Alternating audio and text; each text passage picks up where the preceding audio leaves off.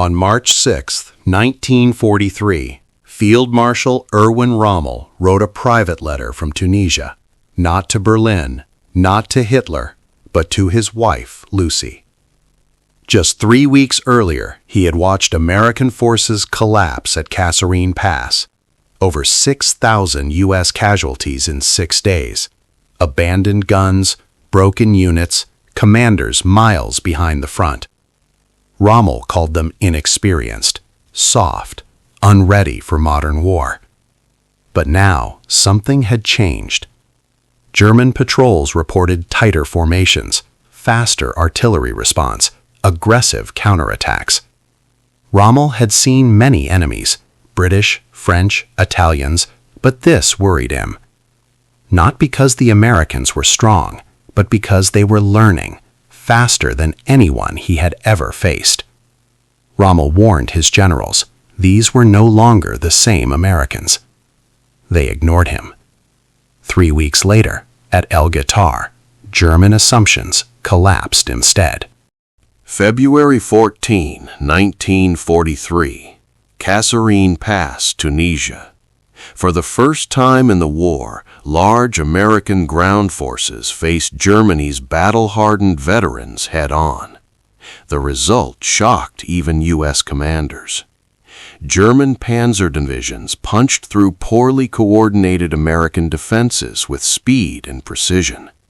Units retreated without orders. Artillery was overrun before firing effective barrages. Entire commands froze, waiting for permission that never came. At the center of the failure was leadership. Major General Lloyd Fredendall commanded 2nd Corps from a bunker nearly 70 miles behind the front. Orders arrived late, confused, and disconnected from battlefield reality. German commanders, including Rommel and von Arnim, immediately noticed the pattern. Inexperienced officers, rigid doctrine, and no unified response under pressure. Rommel later wrote that the Americans lacked battlefield instinct, but he also noticed something more important. They were not cowardly, they were simply unprepared. And unprepared armies, if given time, can become dangerous ones. On March 6, 1943, George S. Patton assumed command of 2 Corps. He did not bring new tanks. He did not bring reinforcements. What he brought was discipline and clarity. Within hours, Patton replaced commanders, enforced uniform standards, and moved headquarters forward. Officers were ordered to the front. Confusion was replaced with accountability. Patton insisted on speed. Orders were simple. Artillery coordination was drilled relentlessly. Units trained to respond immediately, not wait. Soldiers later recalled Patton walking among them, correcting posture, demanding alertness, checking morale. He believed appearance reflected mindset, and mindset won battles. German intelligence began noticing the shift almost immediately. Patrol reports described American artillery responding in minutes, not hours. Defensive positions were mutually supporting. Counterattacks came without hesitation. Rommel understood what this meant. In just 3 weeks, the Americans had not changed their equipment, but they had changed how they fought. Rommel did not rely on reports alone. He trusted patterns. And by mid-March 1943, the pattern was unmistakable. American units no longer behaved like they had at Kasserine. They maneuvered aggressively. They coordinated arms effectively. They pressed advantages instead of withdrawing. Rommel warned his fellow commanders that the Americans were adapting faster than expected, faster than any opponent he had previously encountered. He cautioned that earlier assumptions were now dangerous, but German high command dismissed the concern. The belief remained that American troops lacked the experience for sustained combat against seasoned panzer divisions. History would prove this assumption wrong. When German forces attacked at El Guitar on March 23rd, they did not face the army of Kasserine. They faced something new. Rommel had seen it coming. His generals had not. March 23, 1943. El Guitar, southern Tunisia. German forces under General Hans-Jürgen von Arnim launched a probing attack designed to repeat Kasserine. The terrain favored the attacker: narrow passes, limited maneuver room, and predictable American positions, or so German planners believed. But this time, the Americans did not retreat. When German armor advanced, U.S. artillery responded immediately, coordinated across units rather than piecemeal. Forward observers stayed in position under fire. Infantry held ground instead of falling back. German after-action reports noted something unusual. American fire discipline was tight, and their defensive layout showed forethought. This was no accidental improvement. It was doctrinal. The Americans were executing a unified plan, something absent only weeks earlier. Von Arnim's commanders began reporting heavier resistance than expected. The battle was not going according to the script written at Kasserine. As the fighting intensified, German commanders searched for the familiar signs of collapse: disorganized retreat, exposed flanks, abandoned positions. They found none. American units absorbed pressure and responded with counterfire instead of panic. Artillery barrages disrupted German formations before they could mass. Von Arnim later acknowledged that American defensive depth was unexpected. Mines, anti-tank guns, and overlapping fields of fire forced German armor into costly frontal engagements. When German units attempted to exploit perceived gaps, they encountered coordinated resistance instead of confusion. This was the moment German confidence eroded. The Americans were not merely holding, they were controlling the tempo. The very assumption that raw troops would behave predictably had become a liability. Rommel's earlier warning now carried weight, but it arrived too late to shape the plan already in motion. The transformation at El Guetar was not about heroics. It was about systems. Patton had reorganized command relationships, shortened decision cycles, and enforced immediate response to battlefield information. Artillery coordination, long a U.S. strength in theory, was finally executed in practice. German post-war testimony would later emphasize this point. The Americans had not become tactically brilliant overnight, but they had eliminated hesitation. Orders were acted upon quickly. Initiative was encouraged, not punished. German commanders faced an opponent that adapted during the battle, not afterward. This ability to learn under fire deeply impressed veterans of the Eastern and Western fronts alike. Rommel had recognized the danger not in American strength, but in their speed of adaptation. 3 weeks had been enough to erase the patterns Germans relied upon. By the end of March 23, 1943, von Arnim ordered a withdrawal. The objective had not been achieved. Losses were mounting, and the expected American collapse never came. For German commanders, the implications were clear. The enemy they had studied at Kasserine no longer existed. In private correspondence and later interrogations, German generals admitted surprise, not at American numbers, but at their learning curve. They adjusted doctrine faster than any army Germany had encountered. Rommel's assessment had been accurate. Ignoring it had cost them the initiative in Tunisia. El Guitar did not end the North African campaign, but it ended German assumptions about American ground forces. From that point forward, U.S. units were treated as serious opponents. The lesson was unmistakable. Leadership, doctrine, and belief could reshape an army in weeks. In the days following El Guitar, German headquarters compiled operational summaries that read differently from earlier reports. The language had changed. Where February assessments described American units as clumsy and reactive, March reports emphasized coordination and speed. Several officers noted that American artillery now dominated engagement timelines, forcing German formations to disperse before attacks could develop. This shift mattered. German doctrine relied on rapid concentration and shock. At El Guitar, those advantages evaporated under sustained, accurate fire. Rommel's earlier private warning based on observation rather than intelligence, was now supported by hard evidence. The Americans were not improvising, they were executing a new standard. Yet institutional inertia remained. Some German officers argued the Americans had simply fought well defensively. Others insisted the result was situational. The deeper implication, that the enemy had fundamentally changed, was uncomfortable to accept. For the Americans, El Guitar validated difficult decisions already made. Eisenhower had removed Fredendall immediately after Kasserine, replacing administrative command with combat leadership. Patton's authority was explicit and temporary.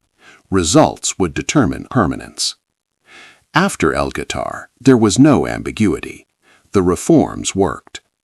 Eisenhower reinforced the shift by elevating officers who demonstrated adaptability and decisiveness. Omar Bradley would soon assume command of I Corps, continuing Patton's operational philosophy without the theatrics. The message was clear. War rewarded competence, not seniority. The U.S. Army was learning how to fight a modern combined arms war in real time, and it was institutionalizing those lessons rather than discarding them. That process, more than any single battle, marked the turning point. After the war, German generals spoke more freely. In U.S. Army Historical Division interviews, commanders like Hasso von Wattefell and Albert Kesselring reflected on early encounters with American forces. Their conclusion was consistent. Initial weakness had been real, but temporary. They described American armies as uniquely receptive to failure. Defeat did not harden them into rigidity. It forced change. Doctrine evolved. Leadership adapted. Mistakes were analyzed and corrected quickly. One general remarked that the Americans learned faster than any army Germany had faced. This was not praise born of nostalgia. It was professional respect. El Guitar became the reference point, the moment when German commanders stopped underestimating American operational competence. Rommel had seen it coming. Others only understood it after the cost was paid. El Guitar did not hinge on superior tanks or numerical advantage. It hinged on belief, specifically belief enforced by leadership. Patton changed expectations. Eisenhower protected reform. Bradley sustained it. The result was an army that trusted its doctrine and acted without hesitation. Veterans later remembered the difference not in strategy papers, but in behavior. Orders made sense. Support arrived on time. Commanders shared risk. That confidence carried forward, from Tunisia to Sicily, Normandy, and beyond. Rommel's warning was never about Patton alone. It was about what happens when an army accepts hard lessons instead of excuses. 3 weeks had been enough to prove the point. Ignoring it shaped the rest of the campaign and quietly rewrote how modern armies understood adaptation in war. For the soldiers who survived Kasserine, El Guitar felt like a different war. Veterans later recalled that fear never vanished, but confusion did. Orders were clear, support was reliable, artillery answered calls instead of silence. Men knew where adjacent units were and what was expected of them. One artilleryman from the 1st Infantry Division remembered the difference plainly. At Kasserine, they waited. At El Guitar, they acted. That shift saved lives. It also changed how soldiers viewed their leaders. Patton's presence at the front was not symbolic. It signaled shared risk. Many of these men would fight through Sicily, Italy, and France. Few spoke publicly about Tunisia, but among themselves they understood. El Guitar was where they stopped being untested and became professionals. The U.S. Army did not treat El Guitar as an isolated success. Reports were circulated. Lessons were codified. Combined arms coordination, infantry, armor, artillery, and air became doctrine rather than aspiration. Training manuals were revised while the war was still ongoing. This adaptability distinguished American forces from many European armies bound by pre-war assumptions. The U.S. Army accepted that doctrine was not fixed, it was conditional. What mattered was effectiveness, not tradition. By late 1943, American units were entering Sicily with a level of operational cohesion unimaginable 6 months earlier. The process that began in Tunisia now shaped every subsequent campaign. Rommel's warning, though ignored in the moment, had identified the exact mechanism of American strength. Progress came at a cost. The lessons learned in 3 weeks were paid for in blood. Kasserine claimed thousands of lives, men who never benefited from the reforms that followed. Veterans carried those memories quietly for decades. Many returned home, built families, and rarely spoke of what they had seen. Their silence was not forgetfulness, it was restraint. They understood that victory was forged from early failure. Alcohol, distance, and discipline became coping mechanisms. The men who endured Tunisia were not hardened by triumph, but by survival. Modern histories often focus on commanders and doctrine. The soldiers remembered something simpler. Leadership mattered, and when it finally appeared, it made the difference between chaos and coherence. Rommel's warning was never a compliment, it was a calculation. He recognized a force that absorbed defeat and converted it into method. That capacity, not numbers, not machines, defined the American threat. German commanders underestimated the speed of that transformation. They assumed learning required time measured in years. El Guitar proved it could happen in weeks if leadership demanded it and institutions allowed it. This is why Rommel stands apart among German commanders. He watched the enemy instead of dismissing him. He identified danger early, and when his warning was ignored, the cost was paid in lost initiative. History rarely records moments when wars pivot quietly. Tunisia was one of them, and it began with a letter written home. Rommel's March 1943 letter to his wife was never intended for historians. It was personal, an unguarded assessment written far from Berlin's propaganda and Hitler's expectations. In it, Rommel acknowledged that the Americans he now faced were not the same ones he had defeated weeks earlier. Their reactions were quicker, their coordination sharper, their will unmistakable. What made the observation remarkable was its timing. Rommel did not wait for defeat to draw conclusions. He saw the change while it was still forming. That instinct to recognize danger before it fully emerged defined his reputation as a battlefield commander. The tragedy was not that Rommel misjudged the Americans. It was that others dismissed what he saw. History often reduces Patton to temperament, his language, his uniforms, his volatility. But in Tunisia, his true contribution was structural. He restored command presence, enforced accountability, and eliminated delay. He did not invent new tactics. He made existing ones work. Patton understood something many commanders did not. Morale followed competence. Soldiers fought better when systems functioned, when support arrived on time, when leadership shared risk. The theatrics were secondary. By the time Patton handed Second Corps to Bradley, the transformation was complete. The Army no longer depended on one man's personality. It depended on a method. That, more than legend, was Patton's lasting achievement in North Africa. The lessons of Tunisia echoed across every American battlefield that followed. Sicily, Italy, Normandy, the Ardennes. Each campaign revealed a force increasingly comfortable with complexity. Combined arms became instinctive. Adaptation became routine. German commanders noticed the continuity. The Americans who landed in Normandy in 1944 bore little resemblance to the troops at Kasserine. The transformation that began in 3 weeks continued for 2 years. Tunisia was not a footnote. It was the laboratory. Failure had been permitted, studied, and corrected. That process, more than any single victory, explains how an inexperienced army became a decisive one. When the war ended, most veterans returned to ordinary lives. They built businesses, raised families, and rarely spoke about North Africa. Not because it was insignificant, but because it was foundational. Those who had survived Kasserine and El Guetar understood something few civilians ever would, that armies are shaped not by victory, but by how they respond to failure. The men who endured that lesson carried it quietly. Their restraint became part of the legacy.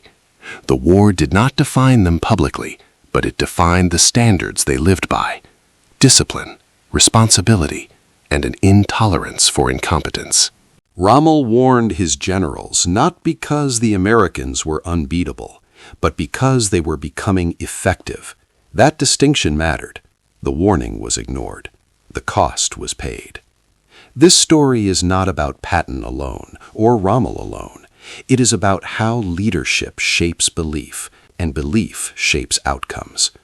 3 weeks proved enough to overturn assumptions that had guided an entire campaign. History remembers dramatic turning points. It rarely remembers quiet ones. Tunisia was quiet, but from it emerged an army that would help decide the war. Rommel saw it first. Others learned it the hard way. That is why this warning still matters.